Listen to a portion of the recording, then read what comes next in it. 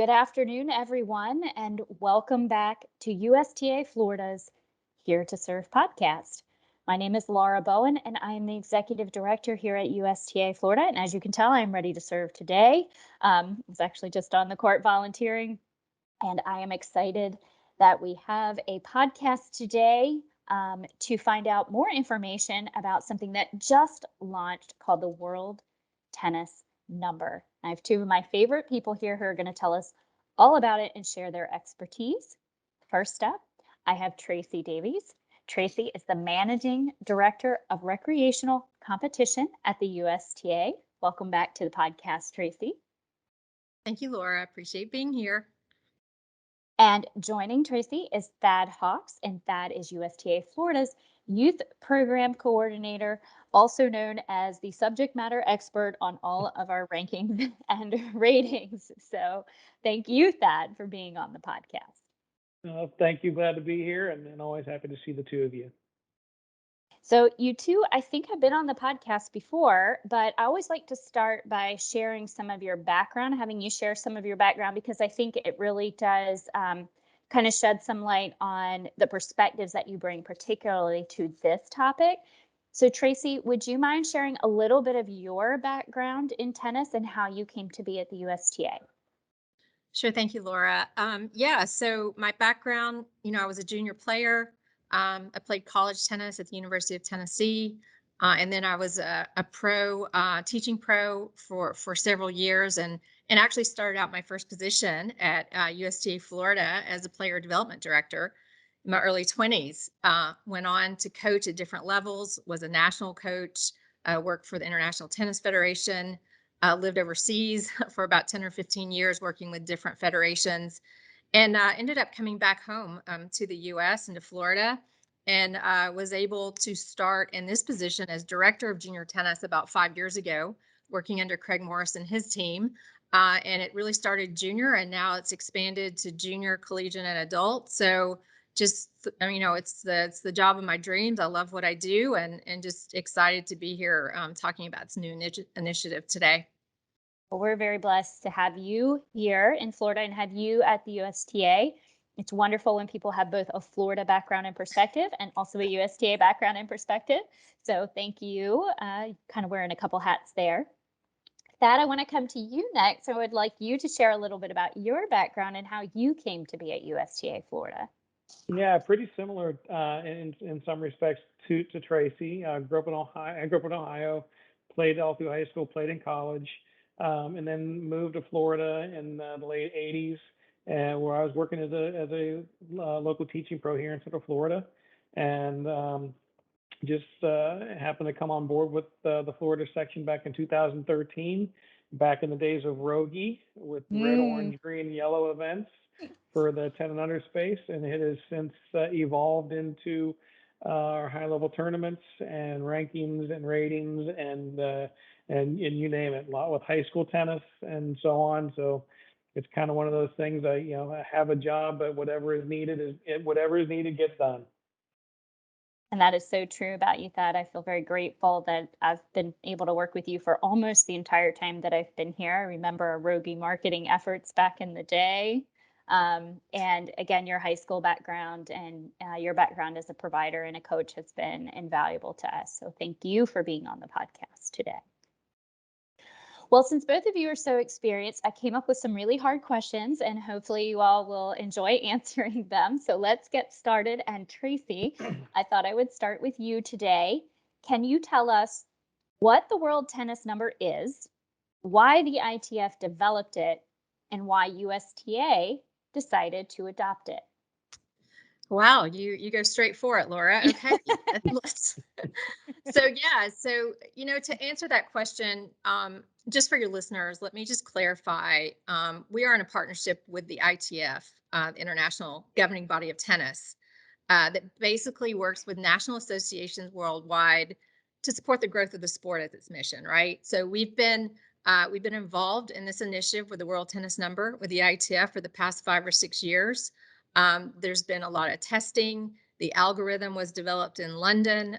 They've worked closely with the LTA, the British Federation, And there's been so much work done on this that behind the scenes is not really shown. But actually today, on Wednesday, we have the profiles of WTN starting to show and serve tennis. So we're super excited to have gotten from this point working with the ITF. So I just wanted to clarify that first. It's a complete partnership, and it's officially the ITF's product, but being marketed and licensed in the US for the USTA.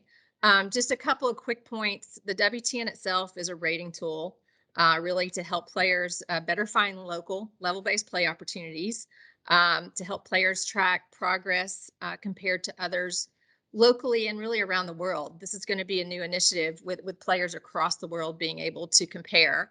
And then also a tool to help providers seed, select, and group players for all USTA sanctioned and non-sanctioned events. So it will be in all of our products.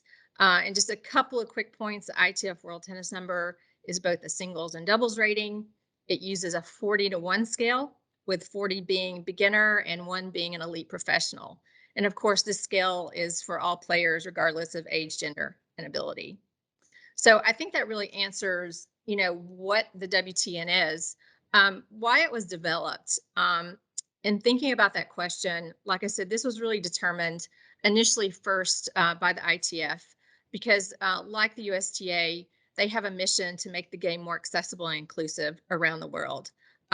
So as these smaller initiatives to develop level-based play have been going on for the last 15 or 20 years. So they knew they wanted this world-class rating to eventually come out. And I think to support this mission, some of the pieces that they really focus on were really, number one, it makes sure it's free to consumers to all of their 135 member nations, that it provides local level-based play in all regions across the globe, not just the US or Europe, but all regions across the globe. And it would be accessible through digital technology. So there's going to be an ITF World Tennis Number website, and then obviously players would be able to go to the USTA websites as well. So that was an important factor. And then a really important one is it protects data privacy for all consumers engaged with WTN. The GDPR governs data protection in the UK and in Europe, and it's kind of the global world standard for data protection. So that's been a very, very important and specific part of making sure the World Tennis Number gets developed. And then finally, it'll be a common currency for the competitive pathway. So when we think of local play in Florida, we think of regional play, we think of national ITF events, ITF pro circuits, and then on to ATP and WTA, including collegiate. This is going to be a common currency to be used through the entire pathway as we move forward. So I hope that answers the question on why, because all of those pieces were very, very important in developing the WTN. And I can just say a couple quick words on why the USTA developed it. I think I've already mentioned it. We've been a partner. We have the same mission. I think, we wanted to be a part of one of the most advanced and accurate rating systems in the world. And we really understood the importance of these benefits that the ITF was trying to develop. And just to highlight a couple of these again, I would say the free access is very, very important for a national governing body to be able to offer to our customers and our providers. The regulated data is also, again, I just want to mention it because it gives us getting more data into the system gives us the ability to communicate with our consumers, our players and providers in a much better way to make sure they have play opportunities throughout the system, right? And then also the other thing I just want to mention with USTA, having our own rating right now, particularly in the junior space, gives us a chance to have this as part of the governance structure where education, training on what a rating is, what it's meant to use for, how it's compared to a ranking, and also how safe play is integrated is all very important to us as a governing body right now. So I hope that gives you an overview of really why we did it, why the ITF did it, and why we're so excited about launching it. Yeah, that was a great overview, and it actually tees up a lot of the questions we have following pretty nicely. In fact, I'm going to come to you for my next question, just, going off of the things that Tracey just mentioned. USTA Florida has used different rating systems in various ways. Can you talk a little bit about our perspective on using ratings? How do we use them, particularly in our junior events and programs?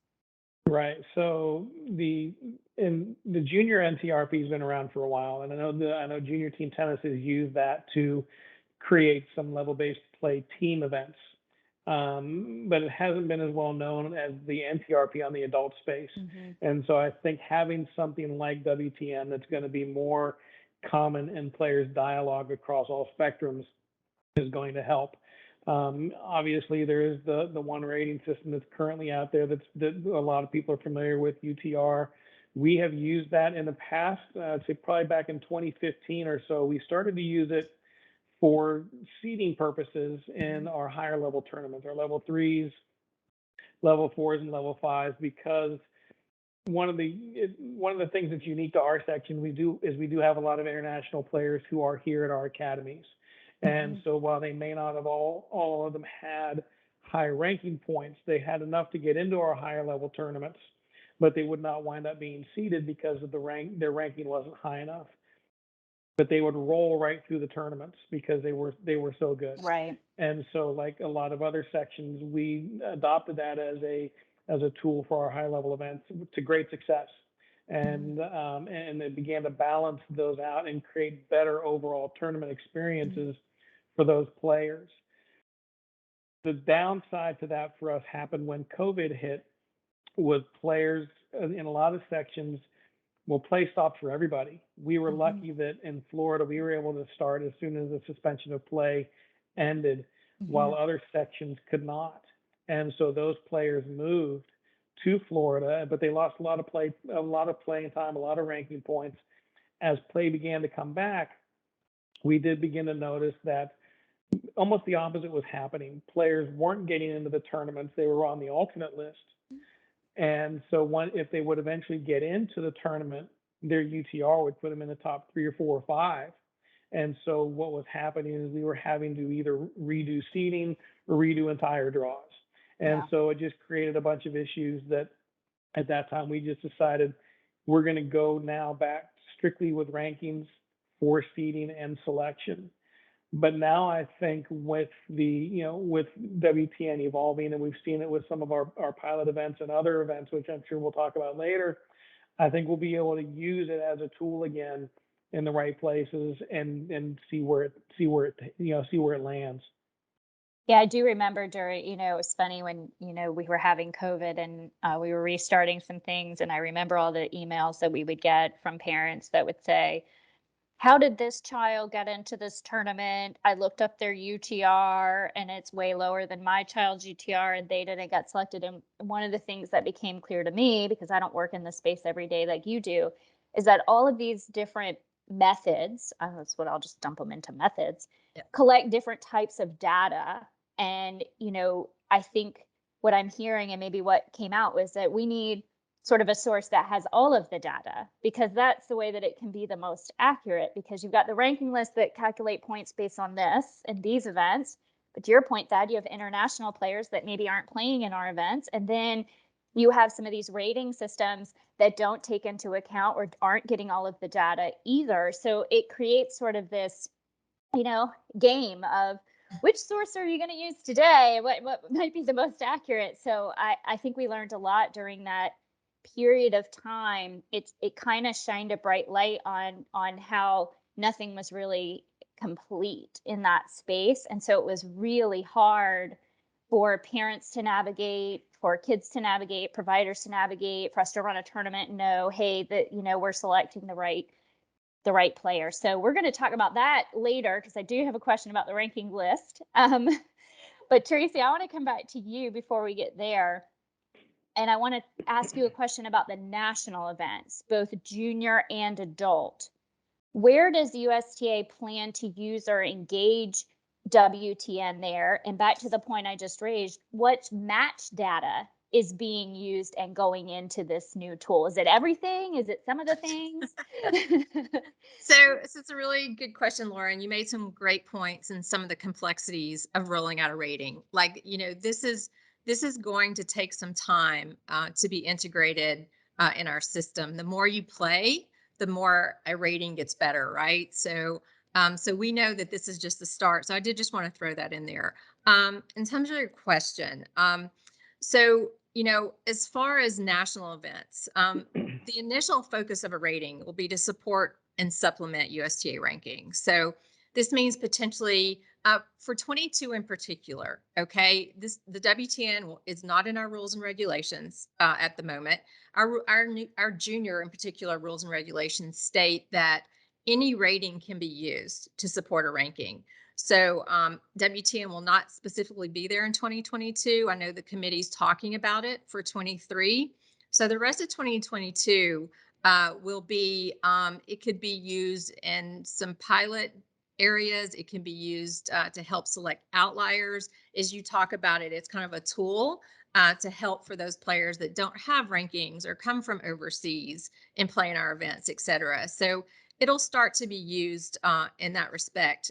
On the adult side, the WTN will be used in their regulations. They consider an all factors method in looking at adult tournaments. So the WTN will for sure be one of those factors that are used when selecting and seeding for a WTN adult play event or a sanctioned event for that matter.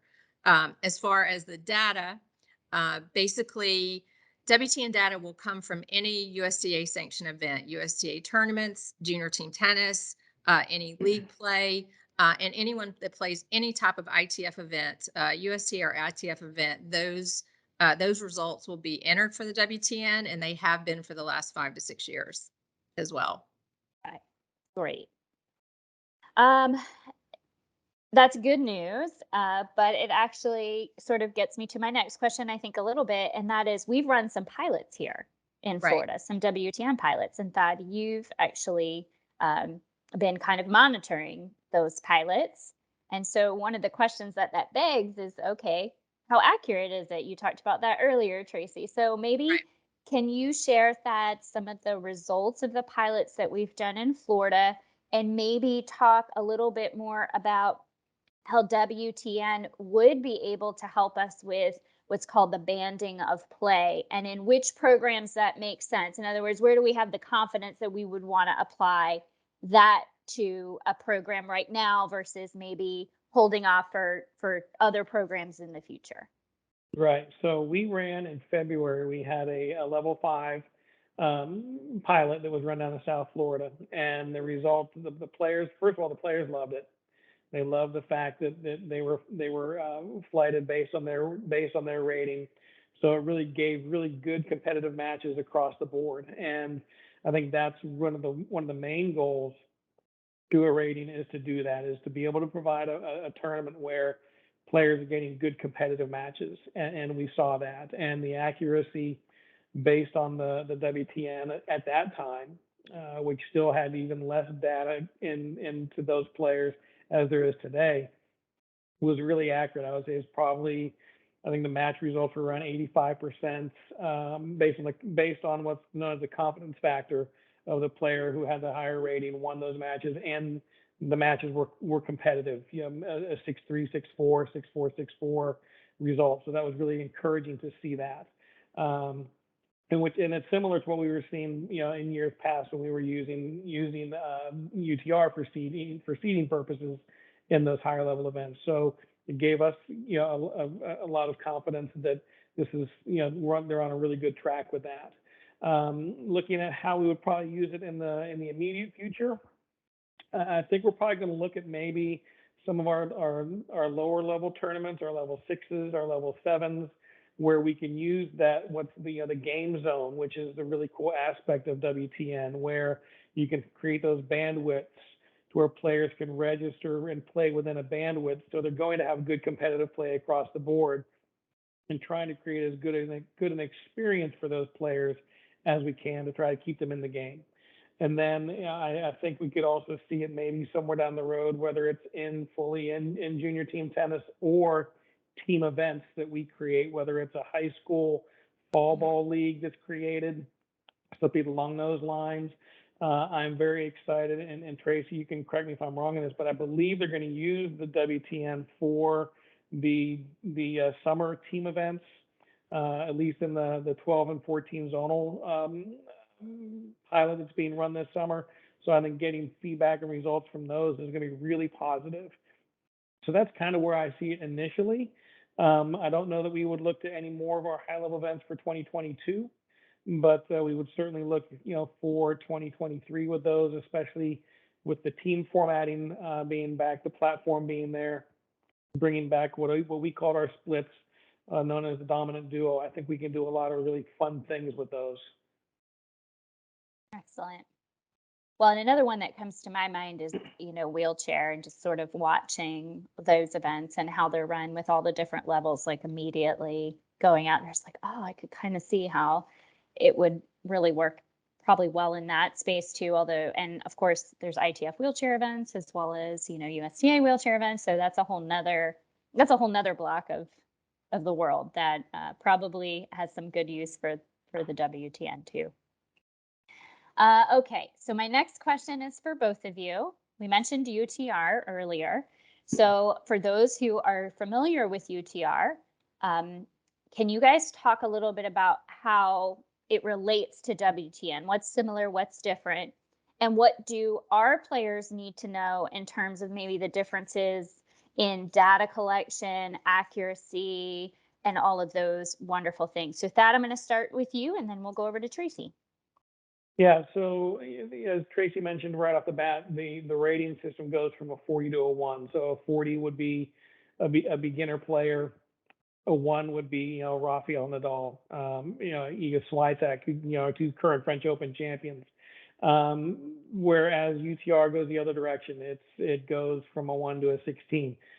The rating is the rating, and players are going to develop that. I think the really fun things for players is that it's going to help from a recruiting standpoint for players when they're looking at colleges.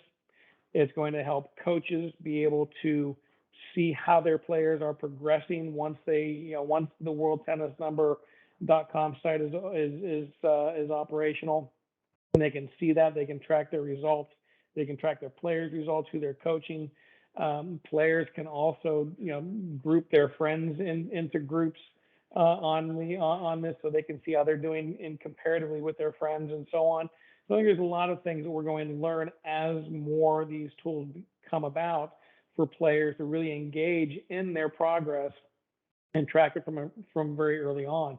I think the other thing that's going to be really fun for us to see is in the green ball space and 10 and under, being able to utilize it, because Florida has been a very strong green ball section. Last year's 12 and under Bobby Curtis boys champion was the previous year's boys 10 and under Bobby Curtis green ball section champion.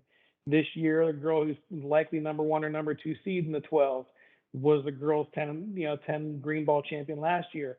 So I think having it in that space is going to help us to be able to create really good competitive play in green ball, but more balanced play in green ball where we have so many players. It sounds like you're saying the progression works, Thad. So We hope so. I like green ball personally, so I'll take green and orange all day long. Tracey, how do you see this shaping up with UTR? Similar to how Thad views it? Is there anything else you would add? Yeah, I do. Look, obviously we consider a rating a tool, right? And the more tools that we have in our toolbox, the better we're able to support our players and providers. There's no doubt that there's, as I mentioned earlier, there's complexity in this. There's NTRP, there's UTR, there's WTN now, there's rankings. So parents, it's going to be really, really important to us to really get the education, communication piece right. We've tried to support parents in the past. This past year, we've done some webinars and different pieces that help to explain it. WTN in the past 2 or 3 weeks is really, my team has really gone, they've done an incredible job starting to educate this. But I think it's important, no matter what rating it is, for people to really understand what the rating's meant for. It's just a measurement at a certain time.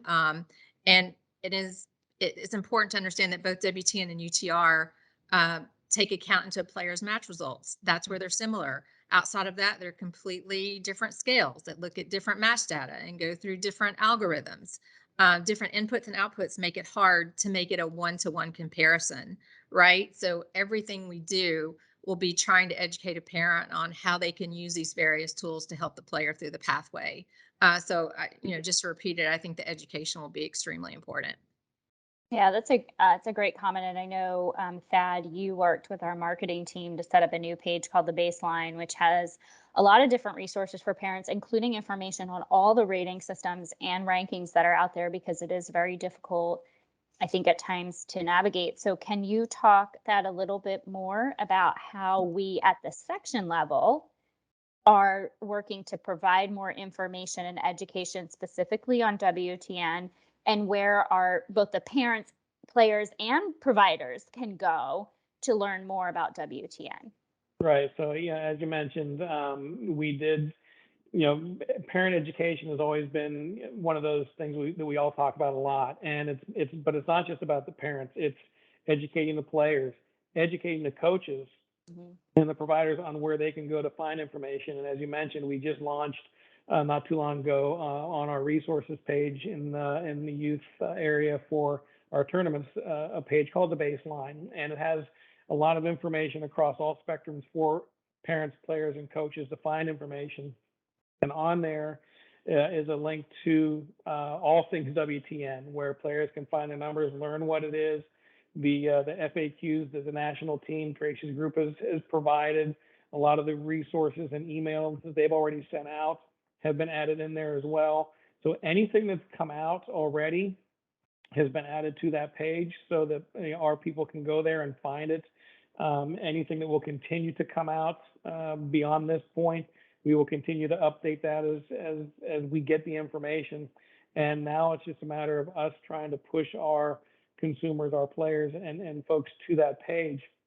The other thing we're doing is this Sunday at our Bobby Curtis Section Championships, we're going to have a table set up with myself and I believe Lauren Rothstein from the national team, and perhaps Adelaide Wood from the national team are going to be there this Sunday from 9 to 11 to answer questions, because now with the release where players will be able to see what their WTN is, we know it's going to bring about a whole other group of questions that they're going to have. And so we want to be there when we're going to be face to face with 500 plus of our high level players, to be able to answer those questions for them, for their parents, if their coaches come with them. I know we'll probably have some college coaches here as well watching players. So it's going to be a really good opportunity to get the information out. And that's really going to be a push for us for the rest of the year, is to continue to get that information out as often as possible and let people know where they can go to find it. And I know, Thad, you have just done a magnificent job over the years. I mean, answering every question, every email that's ever come up about ratings and rankings. So I'm sure you will continue to do that as well. And Tracey, I know you have members of your team and customer care who are prepared to answer questions as well. So hopefully we just sort of can learn and grow and respond together. My last question gets back to something you mentioned, early on, Tracey, and I said I would come back to, and now here we are. And it is, do you see the World Tennis Number replacing rankings in either the junior or the adult space? So if yes, why? And if no, why not? So Tracey, I'll start with you this time, and then we'll throw it back to Thad. Right. So, I can just answer that clearly. No, there are no plans to replace rankings on either side. USTA rankings, points per round. We feel like it's an important measure, and will continue to guide seeding and selection for USTA junior and adult tournaments moving forward. We definitely see the rating, particularly the WTN, that's now integrated into our system. We see it as a complement, and we will have to continue to, as I mentioned earlier, we try not to compare one to one, because as I said, the algorithms are very different in what they're measuring.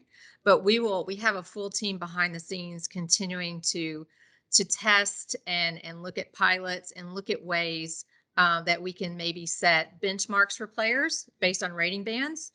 Players that got top 10 in the world reached this at a certain age, players that go to college need to be in this band by this certain age. So we really want to work with player development to use the rating and the ranking to be able to help guide, the development and the competitive pathway to make sure players are choosing the correct, level to play in so that they stay in the sport. So Thad, I don't know if you have anything to add to that, but we see them as complements. Yeah, no, I would agree. I think there's value in all of it. I think the biggest thing for us will be to make sure that we are very clear with our consumer on our tournament homepages and so on as to what is being used. And so they are aware going into that event Yeah. that, okay, so this tournament's going to be, we're going to use WTN for selection and seeding for this tournament. For this one, we're going to use ranking, for rankings for selection and seeding. And so they know. And the last thing we want to do is have our consumers not be aware of what it is they're signing up for, what it is they're playing in. And I think, as Tracey said several times, it's going to be a tool or a mechanism that can be used to create some different fun opportunities for for our players. And I think, again, trying to create the best experience possible for them so they stay in the game and continue to play, and also a way to see how the results are really tracking for them and encouraging them to continue to move forward. Well, I'm personally excited to see how it goes in the junior team tennis space. I think that, is much needed, and look forward to that and all the exciting other things that are coming. So that's all of my questions for today. You guys did a fabulous job answering them. Tracey, thank you so much for joining us again. It's always a pleasure to have you with us.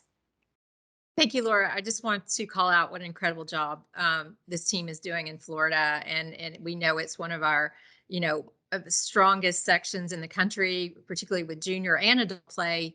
So it's so important that you guys get the right messaging, the right resources, and we keep everyone updated. So we'll just continue to communicate and work together as we roll this out. And you've always been great when we've thrown tough questions your way. You've never shied away from them. You're always willing to pick up the phone and help us tackle them. So the feeling is very mutual. So thank you. You're still Florida. It doesn't matter where you work, I know. or we still claim you. My You're Florida. children, can I say my children Yes, are circuits at the campus? yes. So we are living the product, and we are ready for the WTN to help us. So Excellent. And Thad, as always, you just have such a great strategic mind. You do such great work for us, and I'm really grateful that you took the time today to share with us. And I know you'll be ready for all those questions that are coming when people look up their WTN and they want to know, well, why is it this? Well, the great thing is we got a lot of smart people out there who have a lot of great answers, and there are going to be questions that we can't answer, but we know that we've got a lot of great friends in Tracey and her team that are there to help us. And if there's one thing that I've seen with what's happened with the national alignment is the communication between all the sections and cooperation between all the sections is has been vital in making everything that started in 2021 continue to get better and better and better. And I have no doubt that this will follow that same path. Well, thank you both. I appreciate you.